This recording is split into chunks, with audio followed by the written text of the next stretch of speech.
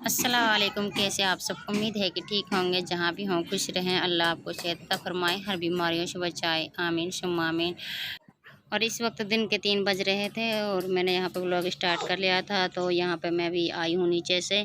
नीचे भैंसों को चारा वगैरह डाल कर आई थी कि हम यहाँ पे बोलते हैं सानी। तो पहले भैंसों को चारा वगैरह डालते हैं हम, बाद में इंसानों का खाना बनता है। तो पहले भैंसों की ही पेट पूजा करनी पड़ती है।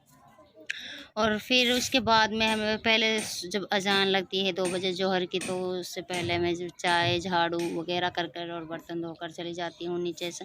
भैंसों के लिए सानी गोबर जो भी काम रहता है भैंसों का, तो उसको कर कर फिर ऊपर आती हूँ। तो यहाँ पे अब मेरी स्टार्ट हो रही है सब्ज़ी। तो यहाँ पे ये गोभी वगैरह आई थी, तो ये हमारे रिश्तेदारी में से आई थी मेरी फूफसास के से। और ये छोटे छोटे फूल थे, तो बस इनको देखकर बच्चे हंस रहे थे। बहुत खुश हो रही थी लड़कियाँ, सोच रही थी कि हम हम बनाएंगे। छोटे फूल हैं, हम काटेंगे ये। तो फिर शहरत ये इनको बड़ा बड़ा शौक चढ़ा हुआ था कि हम इनको सब्जियों को काटेंगे। वैसे ये छोटे छोटे फूल थे, बहुत प्यारे लग रहे थे। ये भी स्टार्टिंग थी उनके वहाँ पर, उन्होंने खेत में बो रखे, तो भी पहल पहल के उन्होंने हमारे लिए यहाँ पे सब्ज़ी भिजवा दी थी।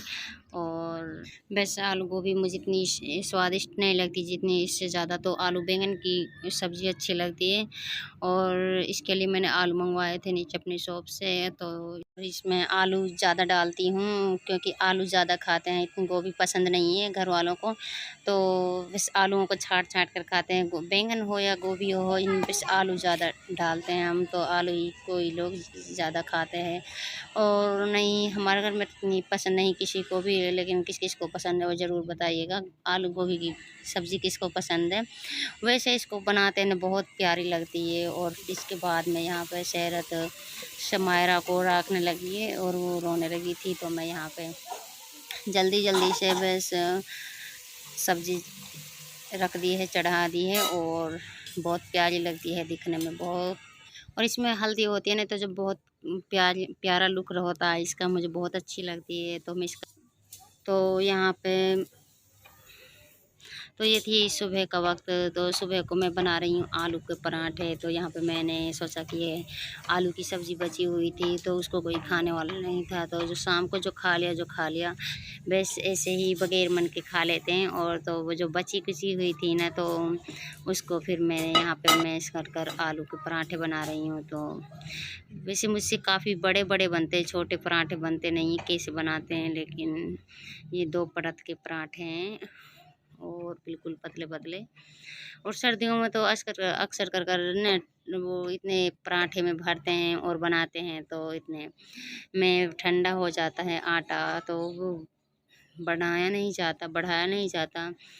लेकिन मैं अंदर रसोई में मैंने इसलिए यहाँ पे अंदर रसोई वाला चूल्हा था ना, तो मैंने उसमें सोचा कि इसमें मैं खाना बना लूँ, रोटी बना लूँ, पराठा बना लूँ। क्योंकि बाहर तो वो सर्दियों में ठंडा हो जाता है ना, आटा गूँथते गूँथते ठंडा हो जाता है और काफ़ी देर लगती है पराठों में। तो मैंने सोचा कि यहाँ पे अंदर में इसमें बना लूँ। तो यहाँ पे मैं बना रही हूँ सरसों के ऑयल के पराठे। रिफाइंड तो घर में नहीं था, और कभी कभी बना लेते हैं, या होता है डालडा होता है और तेल में मिक्स कर कर बना लेते हैं। कभी रिफाइंड होता है तो रिफाइंड के बना लेते हैं। वैसे रिफाइंड के पराठे बहुत अच्छे होते हैं, लुक भी अच्छा होता है और खाने में भी टेस्टी होता है। और मैंने शाम को ने कुछ क्लिप्स ली थी, तो बस यही होती है, भाग दौड़ होती है काम करने का। तो ने तो और एक लड़की है छोटी, तो इस वजह से व्लॉग मैं नहीं डाल पाती हूँ। और आप भी ये सोच रहे होते हैं कि इतने लेट व्लॉग डालती है, और क्या काफ़ी दिनों में व्लॉग डाल रही हूँ। तो मुझे वैसे व्लॉग बना लेती हूँ, तो वो कभी वॉइस ओवर नहीं होता, एडिट नहीं हो पाती, तो इसलिए मैं बस देर से ही होता है। अब काफ़ी छोटे दिन हो गए हैं और कुछ बच्चों को भी संभालना होता है। सारा भी बिल्कुल छोटी है, तो उसकी ज़्यादा वो होती है, और छोटी लड़की है तो उसकी भी। और काम में फिर मैं अकेली हूँ, तो देवरानी अपने मायके चली गई थी ने, तो सारा काम का लोड मेरे ऊपर है। तो ऊपर नीचे का काम, भैंसों का काम जो भी है सब मैं ही करती हूँ, और तो इसलिए काफ़ी वो हो जाती है। तो यहाँ पे देखो ये मेरे पराठे कितने अच्छे लग रहे थे, प्यारे प्यारे। वैसे चाय के साथ ही पराठे अच्छे लगते हैं, और गर्मा गर्म ठंडे हो जाते हैं तो अच्छा नहीं लगते हैं। और यहाँ पर हम जब कभी भी कोई लेट खाना खाता है, तो देवर वगैरह पीछे खाने खाते हैं तो उनके लिए पराठा फिर मैं गैस पर ही गर्म करती हूँ, तो बिल्कुल ऐसा होता है कि वो भी जैसे ताज़ा बने हुए हैं। और ना यहाँ पे मैं बना रही हूँ चाय, और ये थी देगची, छोटी देगची थी तो मैं इसमें चाय बना रही थी क्योंकि मुझे एक बंदे के लिए चाय बनानी थी। और समायरा का रोना स्टार्ट हो गया था तो इसको मैं खिला रही थी। और कभी कभी यहाँ पे मैं कमरे में इसको मैंने बिठा दिया था और उनकी थोड़ा सा फिर मैं इसके लिए चाय बनाने लगी, तो समायरा बिल्कुल रहने नहीं लगी तो मैंने इसको गोदी में ले लिया और फिर मैं यहाँ पे चाय बना रही हूँ इसके लिए। और पराठे देने थे तो पड़ोस से एक बंदा आया था तो उसके लिए पराठा भेजना था, तो मैं उसके लिए चाय बना रही थी यहाँ पे। और सारा साथ में थी तो इतने वो खिलाने के लायक नहीं थी जो उसको खिला सके। घर पे कोई भी नहीं था, ना ही फुप्पो थी, पुप्पी हमारे और कुछ खेतों में काम चल रहा था ना तो वहाँ पे थी पुप्पी, धान वगैरह जुड़ रहे थे और शहरत पड़ने गई थी तो कोई भी खिलाने के लिए यहाँ पे नहीं था। तो इसको वैसे खिलाना बहुत मुश्किल हुआ था कि काम भी इतना था कि घर में बस पूछो मत। तो वैसे और सारा अपने बस काम में लगी रहती है, कभी खेलती रहती है, कभी पानी से खेलती है, कभी कुछ कुछ मिलने जाता है ना तो उससे खेलती है, कभी डांस करती है। और घर के काम इतने होते हैं। और जब मैं तो ये सोचती हूँ कि मुझे ये पता नहीं जान क्यों दूसरे के बच्चे रोते हैं ना तो वो बड़े वो लगते हैं, उनकी जब बहुत वो आती है, दया आती है जब वो रोते हैं कि इसको ले नहीं रहे, इसको खिला नहीं रहे। जब किसी के बच्चे को मैं देखती हूँ तो और अपने बच्चे की इतनी दया नहीं आती, बस अपने काम की लगी रहती है। मुझे तो इतना लगा रहता है कि बस ये काम हो जाए तो फिर इसको लूँगी, चाहे बच्चा कितनी ही तेज़ से रोता हो। और फिर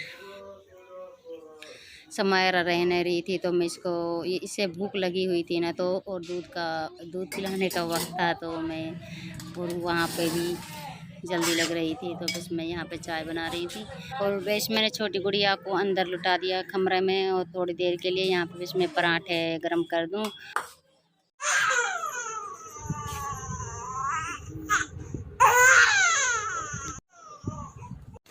और बस थोड़ी देर के बाद में समायरा को मैंने सुला दिया, उसके लिए दूध पिलाकर और वो बस सो गई है। और इसके बाद में फिर मैं अपने क्लीनिंग करने लगी हूँ तो इनकी थोड़ा सा सफाई हो जाए, लेकिन सफाई तो मैं करती रहती हूँ 15 दिन में, हफ्ते में होता रहता है। और यहाँ पे हमारे ये जो कुछ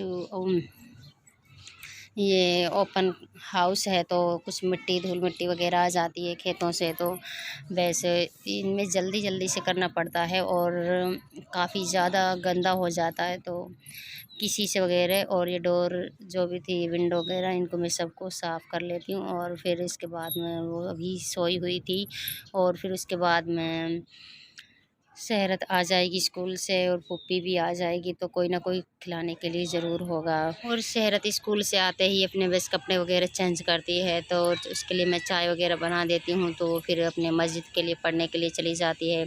उसको तो टाइम नहीं मिलता और फिर उसको 4 साढ़े 4 बजे ऐसी छुट्टी होती है तो वहाँ से आकर फिर वो खिला लेती है। और फिर इसके बाद में वो फिर से समायरा खड़ी हो गई है और फिर उसको खिलाने लगी हूँ। फिर काम उसको छोड़ छोड़ कर खिलाना पड़ता है, बच्चे को संभालना बहुत मुश्किल हो जाता है एक हाउसवाइफ को। और एक घर की जिम्मेदारी होती है, फैमिली की जिम्मेदारी होती है, बच्चों की जिम्मेदारी होती है, सब कुछ तो लगा रहता है कि मैं इसको सिलाकर थोड़ी देर बस आराम करने लग जाए और तो फिर थोड़ा सा काम और हो जाएगा। बस ऐसे ही अपने काम को मैं निपटाने लगती हूँ और उसको खिला खिला कर अपने काम बस ऐसे ही सब पोछा वगैरह लगाया था घर में जो उसको फिर ऐसे ही करा। और फिर इसके बाद मैं आने वाली थी शहरतों तो फिर मेरा टाइम हो चुका था। शाम की रूटीन वही है कि शाम का घर का काम फिर शुरू हो जाता है, छोटे दिन इतने हो चुके हैं और काम भी फिर से स्टार्ट हो जाता है हमारा 2 बजे से, तो 2 बजे से फिर काम करने की यही वो शाम हो जाती है। इस यहाँ से बाद में यानी 7 साढ़े 7 8 बजे तक मैं काम से निपटती हूँ। तो मैंने यहाँ से चारपाई वगैरह जो मैंने निकाल ली है तो इसके मैं पोछा लगाने वाली हूँ। तो मैं सारी घर के पोछा वोछा लगाकर फिर थोड़ा सा रिलैक्स करूँगी, 5 मिनट मिलेंगे या उस लड़की के लिए वैसे दूध पिलाने के लिए वक्त मिलेगा या नहीं, बस ऐसे ही है। दूध पिलाने के लिए वक्त मिलता है, बस थोड़ा सा जो रेस्ट होता है। वैसे सर्दियों में दिन इतने छोटे होते हैं ना तो बस यही भाग दौड़ लगी रहती है, वैसे दिन ही बहुत अच्छे लगते हैं।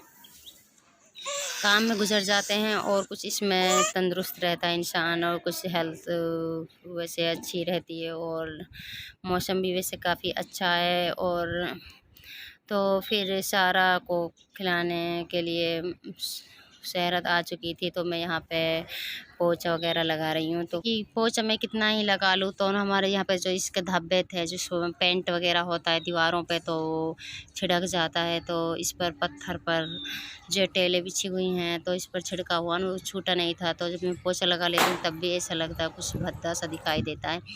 और गुजारिश है कि आप मेरे वीडियो को पूरा देखा करें, तो तब लाइक करना और कमेंट भी किए। बस मेरा आज का व्लॉग यहीं तक है, तो व्लॉग का एंड करते हैं। नेक्स्ट वीडियो में मिलेंगे। अल्लाह हाफिज़, अपना ख्याल रखना।